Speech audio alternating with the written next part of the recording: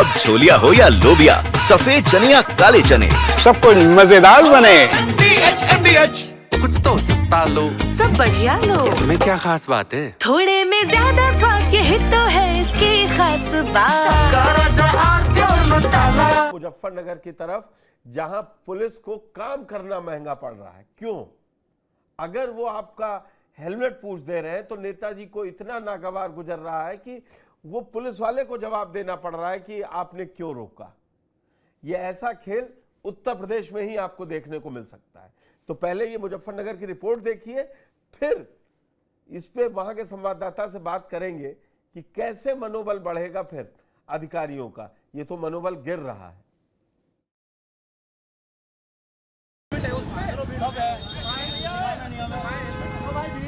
ये दुनिया चल रही बिना हेलमेट के दिखा पाए हेलमेट 50 फोटो दिखा दूंगा फोन में खींचूंगा।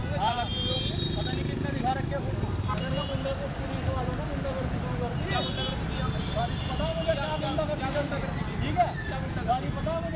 मुजफ्फरनगर में बीजेपी एससी मोर्चा के जिला अध्यक्ष और पुलिस के बीच हॉट टॉक का एक वीडियो सोशल मीडिया पर तेजी से वायरल हो रहा है। वायरल वीडियो में बीजेपी एससी मोर्चा के जिला अध्यक्ष अजय सागर और एक दरोगा के बीच जमकर बहस हो रही है। वीडियो में दरोगा और बीजेपी नेता आपस में उलझते हुए नजर आ रहे हैं। बीजेपी नेता ने दरोगा पर अपमान करने का आरोप लगाया है।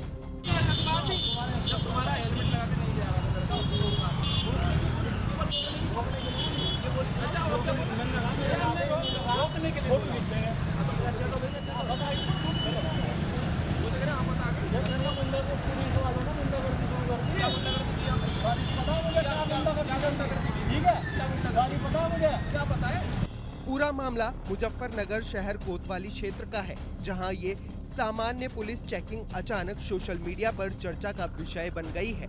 इस वायरल वीडियो में बीजेपी नेता को पुलिस कर्मियों पर रौब झाड़ते हुए देखा जा सकता है। नेताजी न सिर्फ पुलिस पर रौब झाड़ रहे हैं, बल्कि खुलेआम पुलिस कर्मियों पर अवैध वसूली के आरोप तक लगा रहे हैं।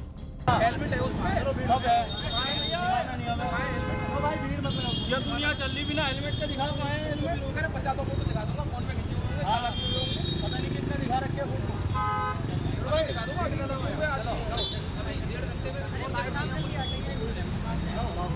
मेरा खराब ना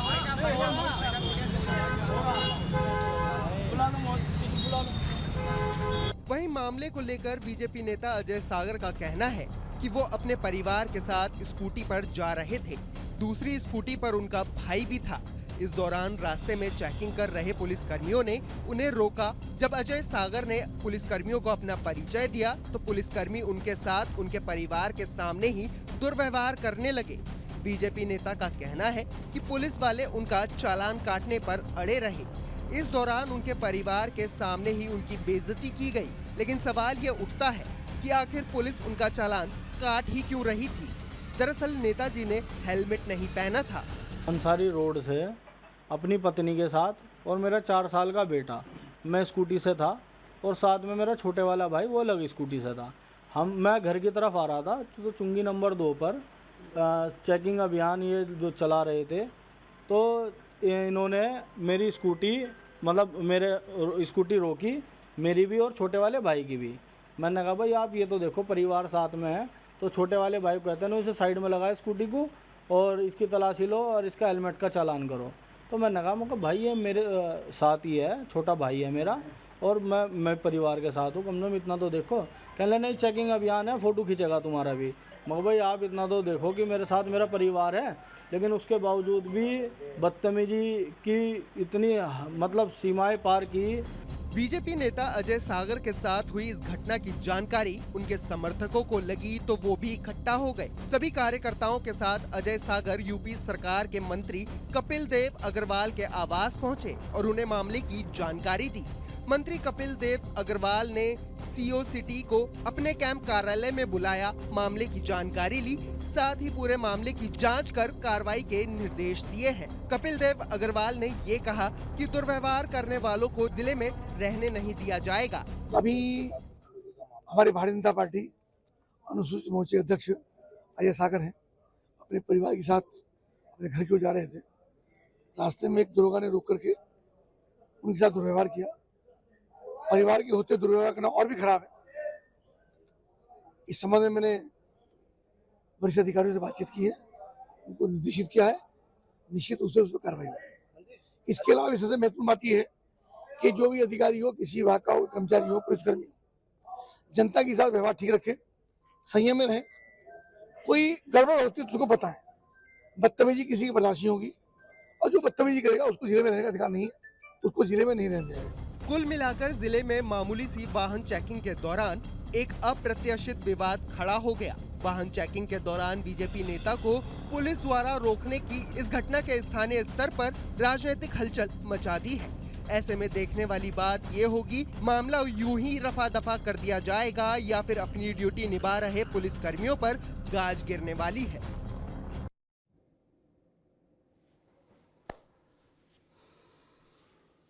सूरदास की उल्टी बानी, भीगे कंबल।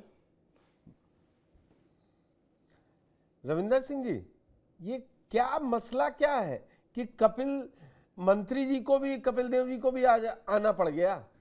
कितना बड़ा आदमी था ये कि क्योंकि जो वायरल वीडियो रिपोर्ट में है जो आपने भेजा, उसमें तो पुलिस वाले सिर्फ हेलमेट पूछ रहे हैं। परिवार के साथ है तो क्या हेलमेट नहीं पूछा जाएगा?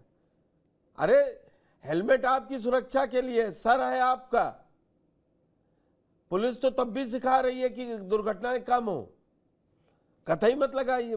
आप लोगों ने ये सवाल मंत्री से नहीं पूछा कि बदसलूकी तो कोई नहीं अधिकारी कर सकता है, लेकिन हेलमेट तो वो भी नहीं लगाए थे।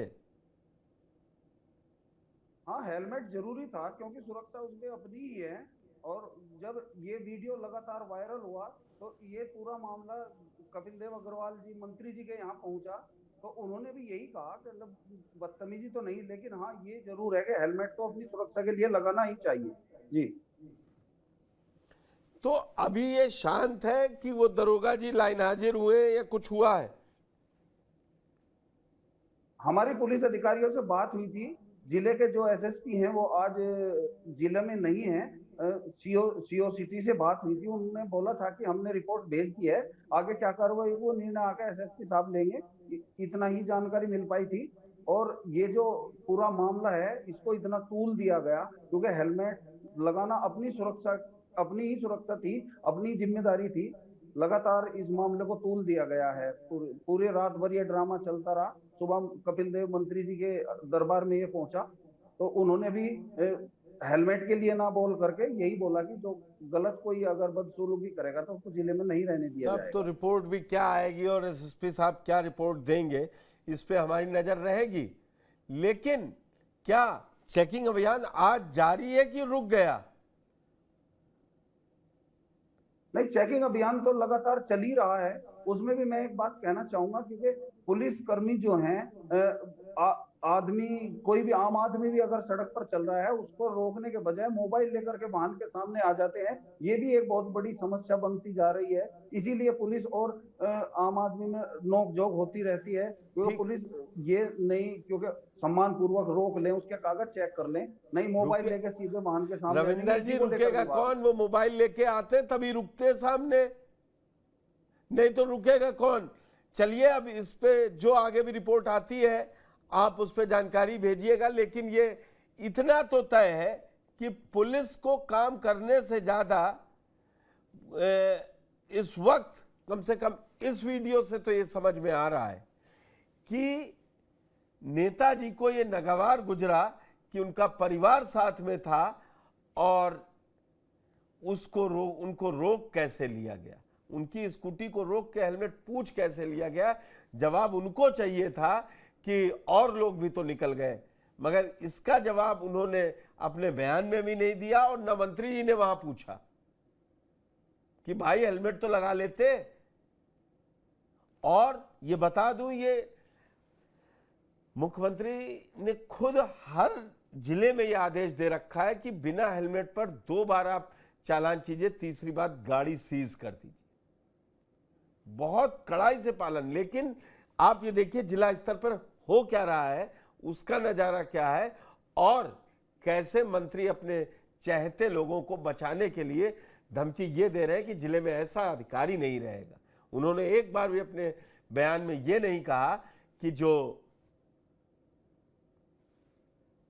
काम नहीं करना था वो उनका चाहता कार्यकर्ता क्यों नहीं या पदाधिकारी कर रहा था, जो हेलमेट लगाना था। और हेलमेट कोई पुलिस वालों की सुरक्षा के लिए नहीं है, जो गाड़ी चला रहा है या गाड़ी पे पीछे बैठा है उनकी सुरक्षा के लिए है। सीट बेल्ट आपकी सुरक्षा के लिए है। अब छोलिया हो या लोबिया, सफेद चने या काले चने, सब कुछ मजेदार बने। कुछ तो सस्ता लो, सब बढ़िया लो। इसमें क्या खास बात है? थोड़े में ज्यादा स्वाद, यही तो है इसकी खास बात।